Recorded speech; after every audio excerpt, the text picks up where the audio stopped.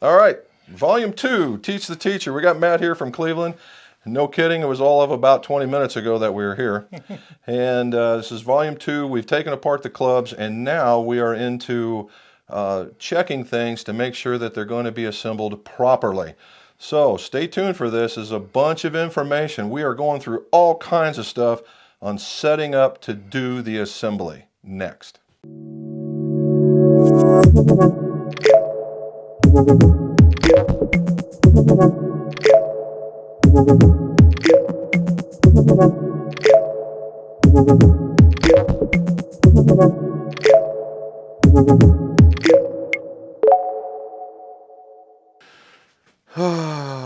All right, welcome back to the second part of Teach the Teacher. We got Matt with us still today, and we're going to put together, we're taking a whole set of Founders Clubs apart and putting them with new reshaft and new grips, the whole 9 yards. And as you saw in the first installment, was we just took them apart. Now in this particular installment, it's the assembly. In the assembly, what we did is we weighed everything out, so we wanted to see if we didn't have any outliers. And with the grips, they were all within 1 gram of the weight from one to the other, which is great.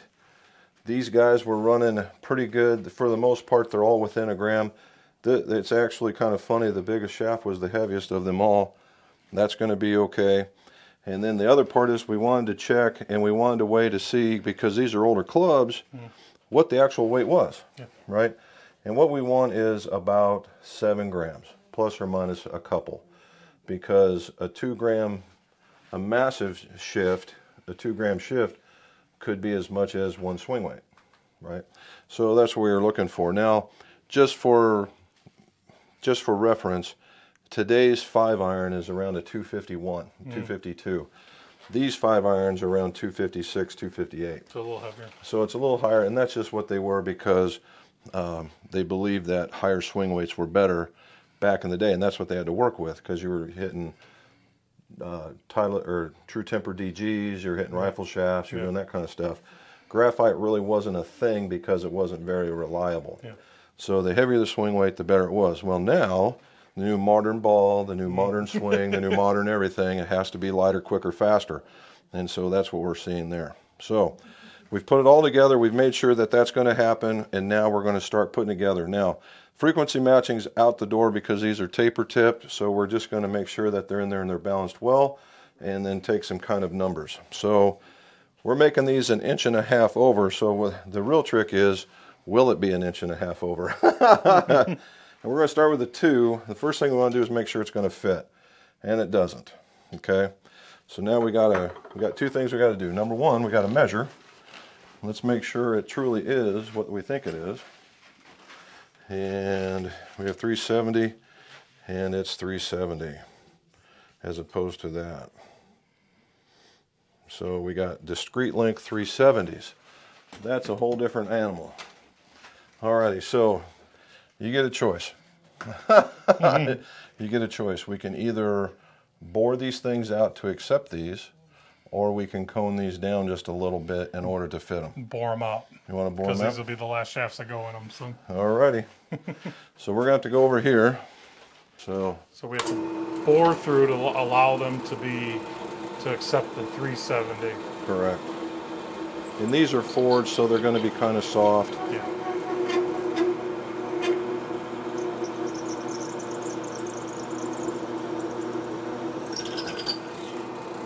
Now what we need to show them is when we're doing all this work, all this mess that we make, all that stuff.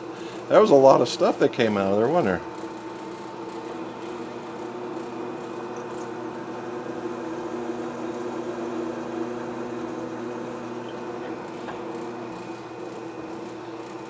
Now we do this. Yeah, so now this one gives it you saw what it looked like before now, right? Now look on the inside. Oh, wow. A little different, isn't it? Yeah. See, that's the cleanliness that we were really wanting. And you see the bottom looks like I really got a hold of it. Want the new one or the next one? The next one, yeah.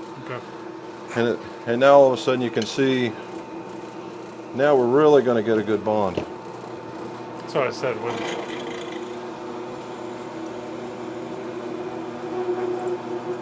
Now, how many times do you have to do this for your builds anymore?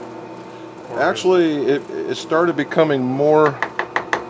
It started becoming more frequent when I started receiving a lot more of the OEMs. Like Mizuno is a taper tip hosel. Okay.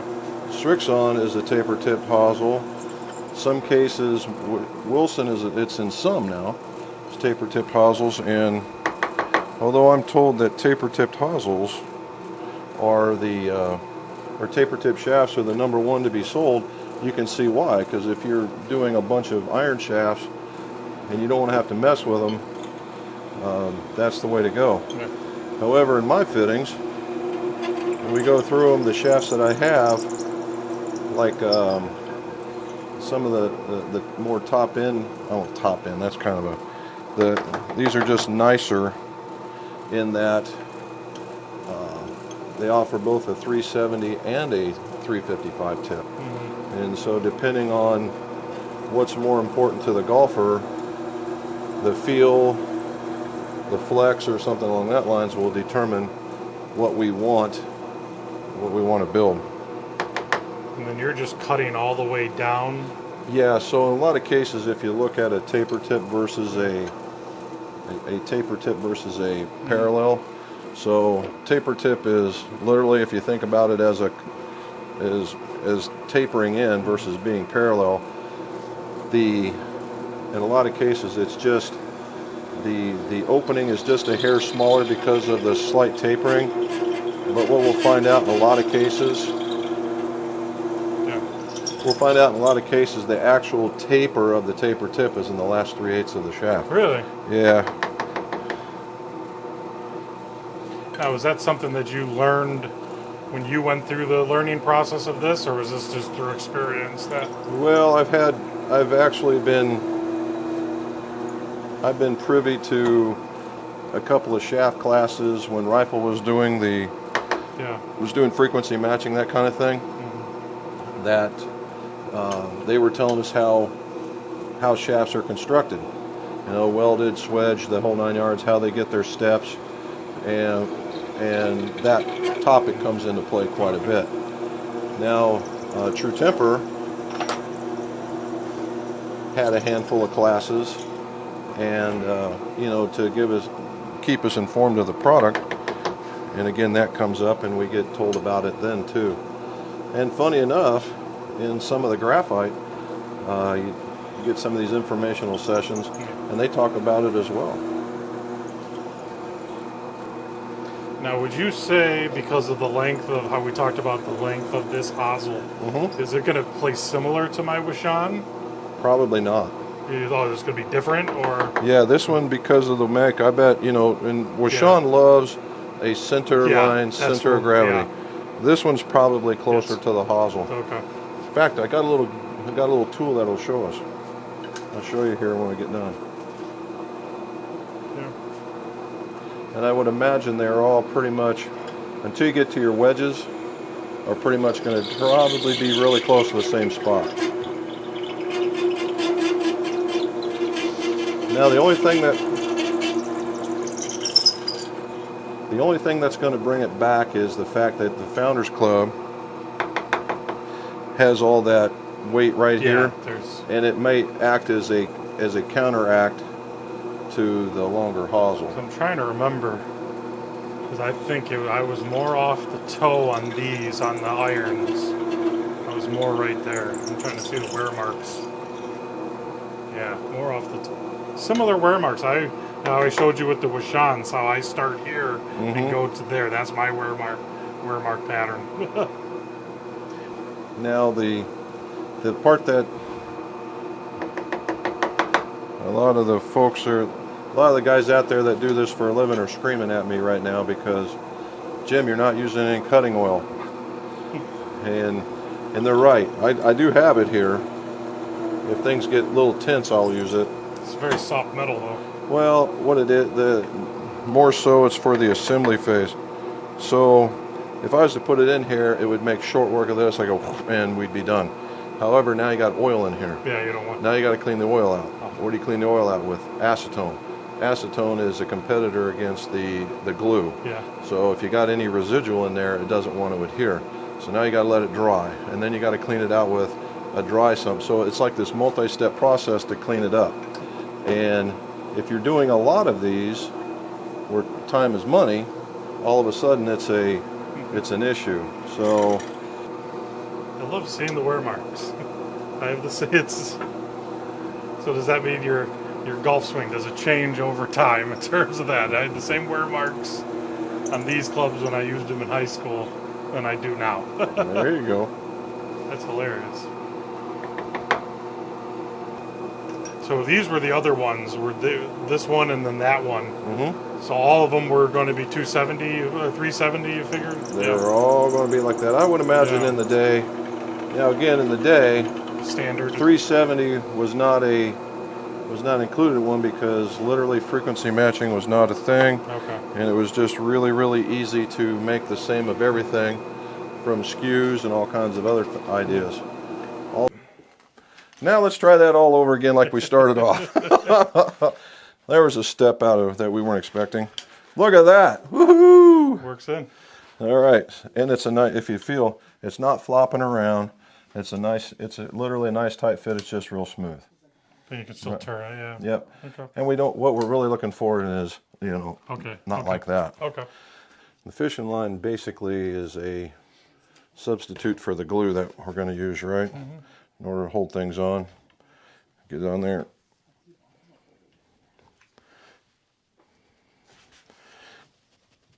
There we go. Hear that? Yep. Alrighty, so we got 2 marks. We're going to start with the white one first. Okay. The acre up there. So we want to measure. Score lines are important. If we put it in the machine here, and this hits one of the score lines. So you see how it's not real even? Yeah. You want it to be even. So we got it even like that. Okay. I come back here and it's 42.5 inches. Yes. We wanted 41. So we got chime for that. Perfect. 41. So they weren't telling us a fib. All right, so let's measure this thing out. We're going to go to the line goes to the back here. Yep.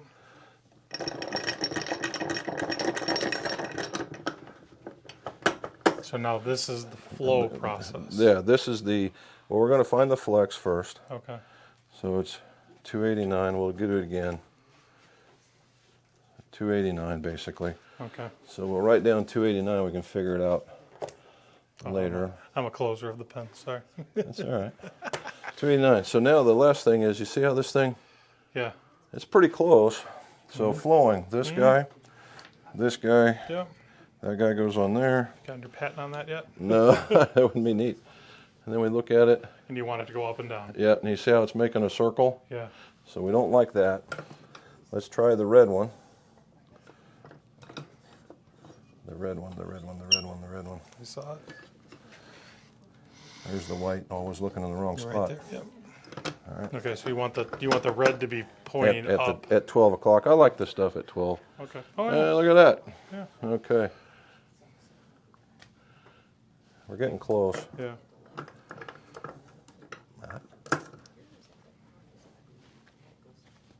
There we go. Right there. All right. Cool. So now we pull it out. Now we got to find a mark. So normally there'd be some print or a label or whatever. Since there's not, what we're going to do is we're going to run a line just long enough there. Okay. And then what we'll do is we'll take a black so we can see it and run it in parallel. So now we go to put it together, we know we got to do that. Okay. All righty. So there's that one. Then we'll take them apart over here. Do you use the same string? No. That roll will last you half of a lifetime. Yeah. In fact, that is my second roll, so I'm on my back half a lifetime. All right, so here we go.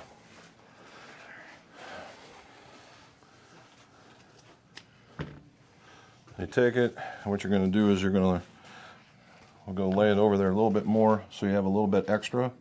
Okay, push it in there, and then just get her going in there. And what'll happen is every once in a while it'll want to cut it, but if you get a little extra in there, cut in. Okay. Yep, and then just push it in. Push down. I think I got it in there or not. Okay. It's in there good and tight. Yeah. So now you want go either white? the white or the red. You can use either one. No, because we said red, right around the red, would you? I'd start with the red. Yeah. But it's no guarantee. Tap it down there on the wood just to see if you can get to go any further.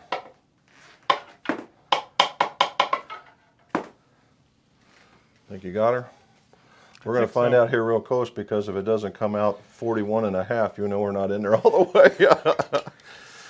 So in the line, make sure that that line fixer, is it parallel with one or actually sitting in one? Looks like it, yeah. Yeah. Okay. And we're looking at 42. So it's So not chances are we're not all the way in there. Okay. Let's do this. There we go. Nope. You know me, I'd probably break it. Well, let's see. Just to make sure, take all that crud out. 42. So, man, that was on me. We were in there all the way. Oh. Okay. I would have thought it would have went down with all the things. Yeah. All right. So another piece of string. I would just use the same one. Well, I probably, if I would have found it, the stuff's... Yeah. There we go. All right, let's start all over again. Okay. There's white. There's red. So turn the head up. There we go.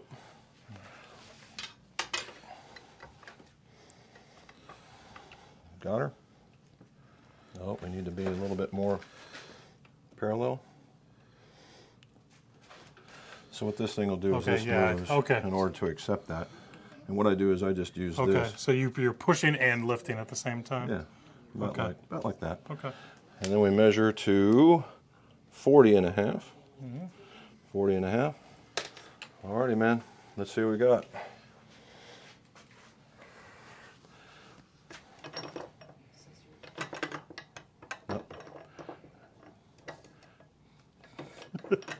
There you go. There you go. That end goes right to the very end of the block. Like there? Nope, where the line was. Where's that line that we made? Okay. Right there, it goes into the block. The line that the That was length. for length, yep. Okay, and then close And we it. go, keep going down until you get 2 clicks.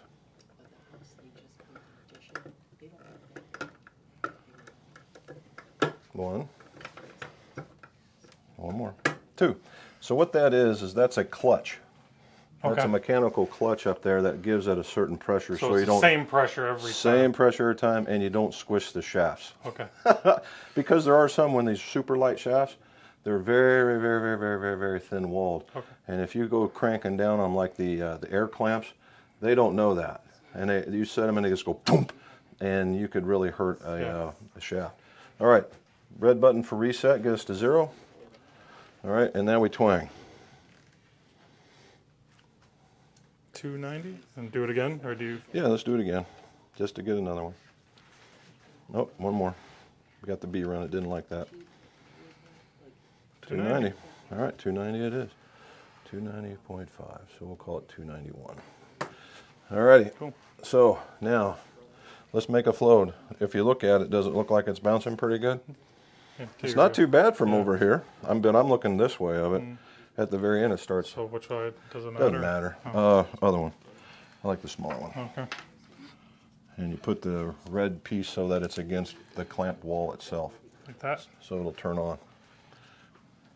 Yep. So if you look, you got to push the button to make it work. So it goes in there like that. Okay. Just clamp it on. Anywhere? Right about the 95 will work. Okay. Make it so that the laser's on the bottom. There you go. So there's a bit of a technique to it, in that we like it on the bottom so that it doesn't have anything to do with getting in the way. There you go. Pretty close. Let's give it a good one. Yeah.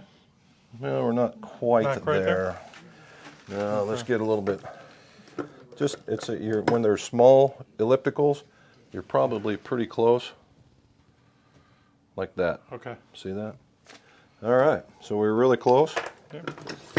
Now we make the silver line and the black. Silver line, black line. Right here. Wherever you want. Wherever they're going to be, they just have to be together, right? You could be on top, the side, the bottom. Doesn't really matter. but they got to be together. I don't do straight. I'm sorry. As long as they match. You're the one putting them together, man. Yeah. I don't do straight. Alrighty, so that was pretty decent. All right, let's get another one in here. And we take it apart and Yeah, just take it apart and let it lie there. There you go. and go to the line To the where line that we made. Clamp it down with 2 clips.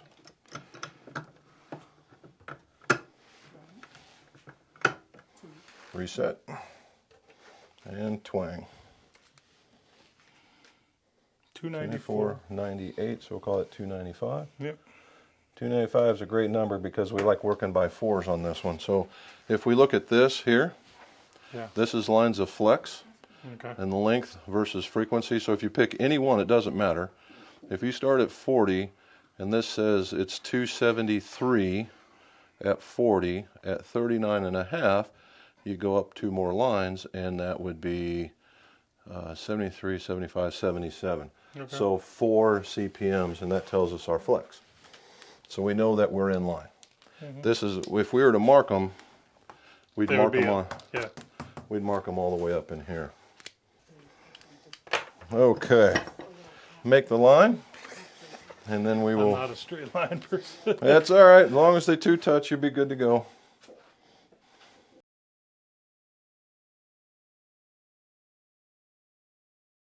So now we're back. We got all the heads ready to rock and roll. We got all the shafts aligned.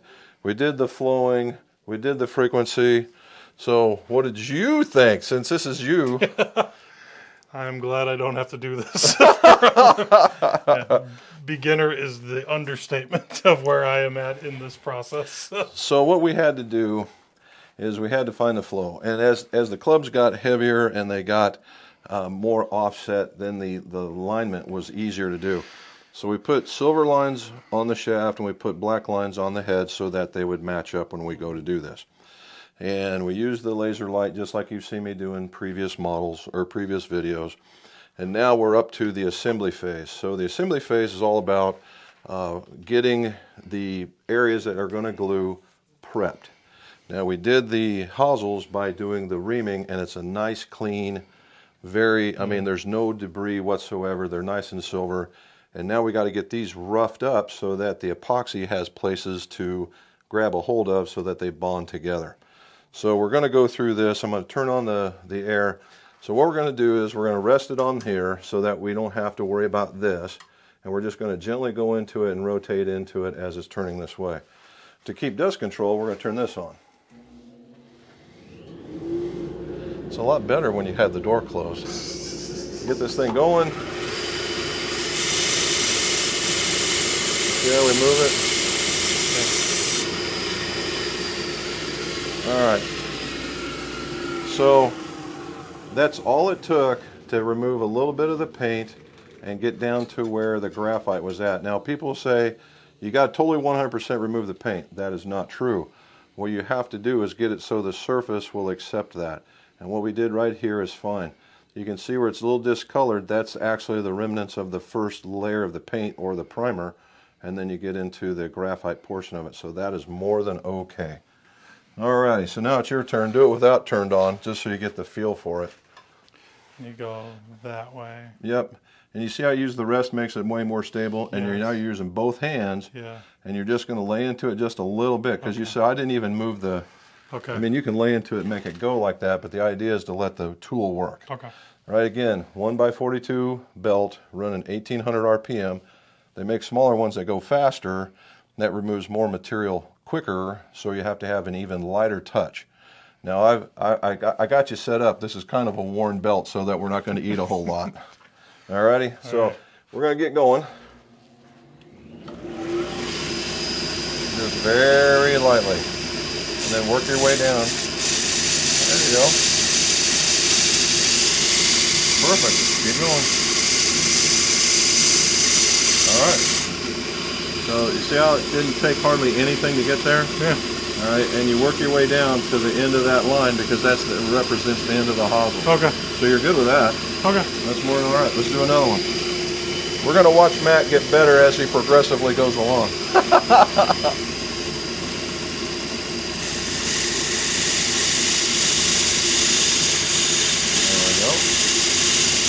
we go. That's it. Doesn't take a whole lot, does it? No, it doesn't. Now the paint on this one is actually thinner. There are other ones out there like UST that have several layers and it's hard to do one. There you go. That's all you need. So I need to... No, don't even sweat that little bit. What you want to do is if you want to have less of the use both hands. There you go.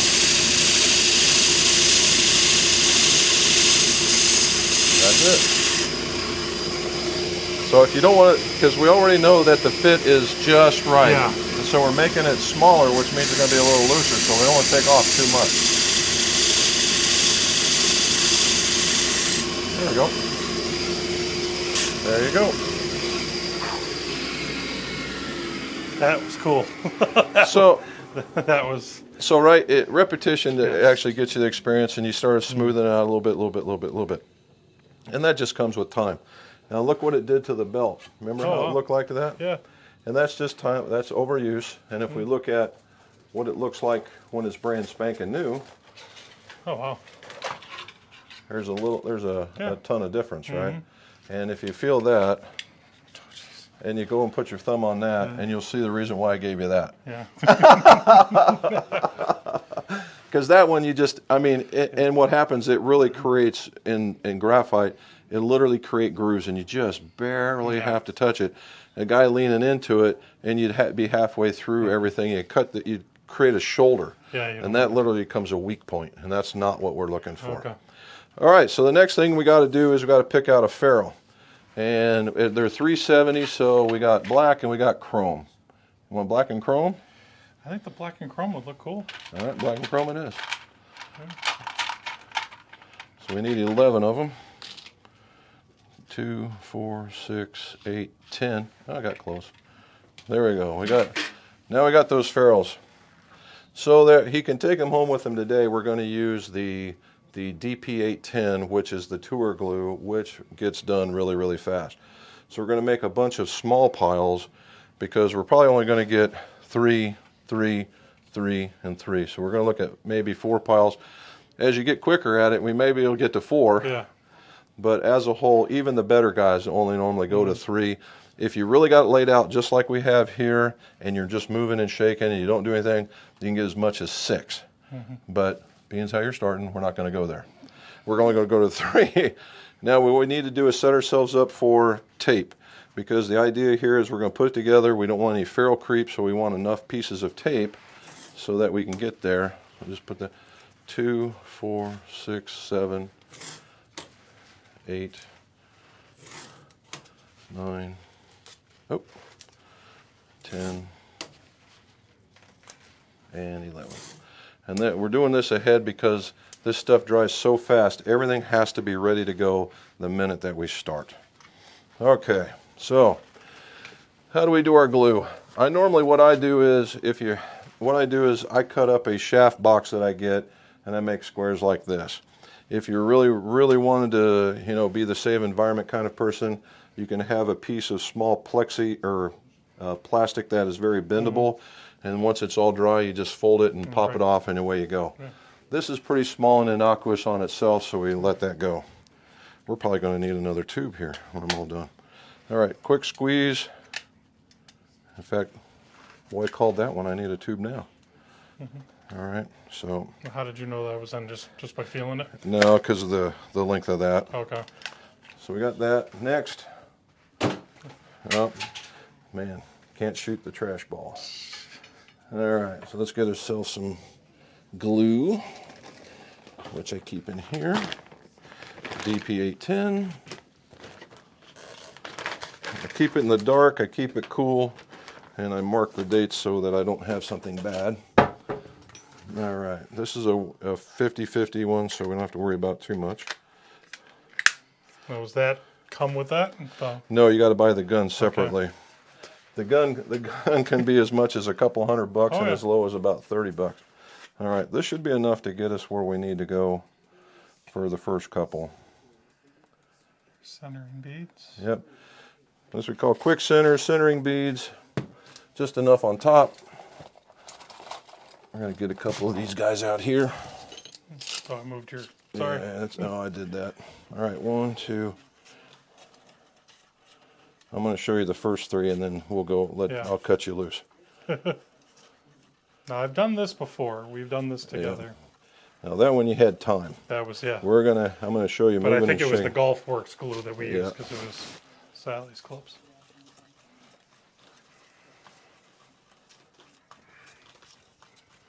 Okay, so getting started. We're starting from the bottom. Don't want to make that error. A little bit of glue on there. Get the ferrule, and when you put a little bit of glue on it right here, this stops a lot of ferrule creep. Then we push down. If I had the strength to do that, apparently I do not. There we go. A little bit of glue at the top. And we start spinning it in with the shaft. I like, this stuff is collecting at the top a lot, so I like collecting it again. Okay. And then spin it around quite a few times. We take your black line and the silver line. You hear how the change in the sound? Yeah. That's what we're looking for. Get it wiped off so we have 0 access. And it moved a little bit on me, not too bad. And then we get this, and then that goes right here. All right, on to the next one. Now, does that old glue go bad, like your Golf Works stuff that you use? It that can. over? It does. This one, 3M says it does have a shelf life, and so I buy in small increments. And fortunately, the supplier for it's in Cincinnati. Oh, so it shows up within a day or two. Yeah. So when I get down to one tube, then I know it's time, and I'll order 3 to 6 tubes depending on the time of the year. Yeah. And then I'll also order the 420 to go with it. And so it works out pretty good. It looks like I might get to the 4th one. That's what I was saying. All right. And then it goes into another one. All right, so I'm not going to attempt another one just to show you. So in this stuff, you see how it starts doing that? Yeah. Starts getting gummy bear like. Yeah. Okay. That's when you're on the ragged edge. Could I probably get one more? Maybe, but that's the indicator that you're done. Okay. All right. So let's make another one. It's your time to shine. I'm going to give you just a little pile. I'm going to give you a little pile that's okay. So 2. yeah, so you can just do a couple there, just so you get used to it, and then the next pile will make it bigger. Okay. Just like using the sanding machine, right? Oh, good. Yep. A little bit of the centering beads are just exactly what they sound like. They're like micro beads that get the glue on the 360 on them, and then they provide what fills a lot of the gap in between. In terms of? Well, with this, normally it's about a minute. Yeah. With this quicker dry stuff, I go about 50 seconds. All right, it's on you, man. Just the tip. Just the tip. There you go. Put the ferrule on it. Up, chrome side first. There we go. You can just push it down. Yeah, push it down here in the plastic. That's what it's for. The other way around. There you go. Now get the club. And what you do is, if you can push it down, grand. If you can't, use the wood. There we go. There we go. All right. Now about halfway up the mount. There we go. That's all you need. There you go. Start twirling it in. And see, you're getting the same thing I was getting. Yep. You're all right.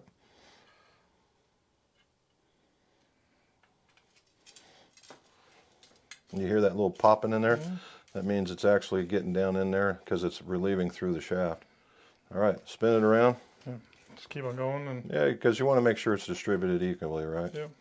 There you go. Now line up your lines. Tap it. Again.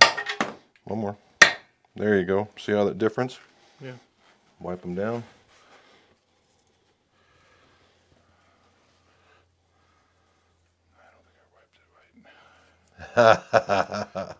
Beginner. Just spin it around so you're wiping it off. You're not. There you go.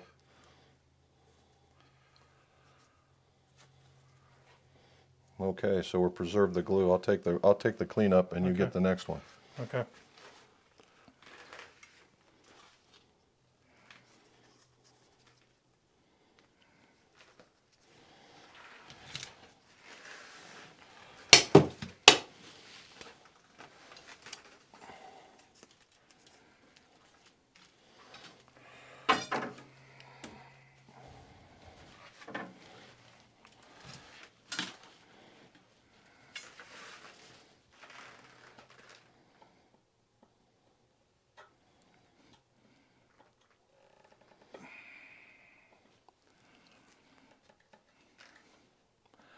A little more. Fighting you? Yeah. Here you go. Just take it. Number one. Did I not put enough? Oh, no, you're doing it. You're fine. Look, a little Okay. push. You got that part. Okay. Line this guy up, and sometimes you just got to give it a bit of a push. There we go. Okay. It's the trying to be delicate because Yeah, you haven't. You don't know where your boundary is just Yes. yet. There we go.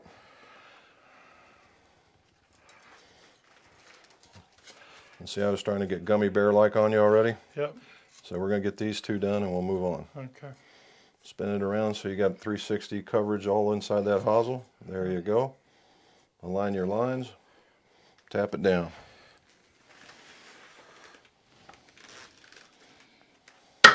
There you go. Good one. Yep. There we go. And then the trick is to turn it this way, right? Whatever which way you want to turn it, righty. You got all that stuff on it. You don't want that. Yeah. For you, the way that you're going about it, the easiest way might be like this. If you went like this Oh, okay. So, and just spun it around. okay. Now what you got is a whole bunch here. Yeah. And now we're a little bit out of a line. So let me, all right. There we go. Oh, there it is. Yep. All right. So nice. Oh, just killed that one. And then a little bit of tape. On we go. Keep spinning it all the way around. Get all that. Yep. There it is. There, you got it. Like, finally, you got the technique. Got it. Now, what you're really looking for is where the hosel and the ferrule meet. Make sure there's no goopies right there. Yeah. Right? Now, the squishing that you were wanting to do, that's the part you don't want to be afraid of. No. Do it again? Yeah, you got some hanging off there. And, I feel as if... you've got the... So, Yeah. you're... Yeah, welcome to me about 20 years ago. Yeah. When I was figuring this out. Yeah. So you see how it's all a little dented and stuff? Yeah. And that's just from finding not finding the center of the ferrule, and you're moving it around, it dents it. However, it's on the outside, so it's not a big deal because it's going to go away. Yeah. Right. The real key here is, cleanliness is, what they say, cleanliness next to godliness kind of. And the reason why they say that is because in here, it's less work on the next step. That's all I'm looking for. Less work on the next step. Alrighty. Several pieces of tissue paper. Several pieces. So here's the very first one that we did. Look at this. Jeez. It's already there, right? Yeah. Here's the second one that we did. A little bit left, yeah. right? And then the last one's still going on. Yeah. And you see that? So when we talk about gummy bears, that's what we're talking about, is that it starts getting kind of gooey, and it's indication you might have one more left in it. Yeah. And the reason why it does that is it balls up and Okay. it rolls itself. I think of it as dough. Yeah. It rolls itself And in it's all there, and you don't want to do that. So we're going to let this set and let it.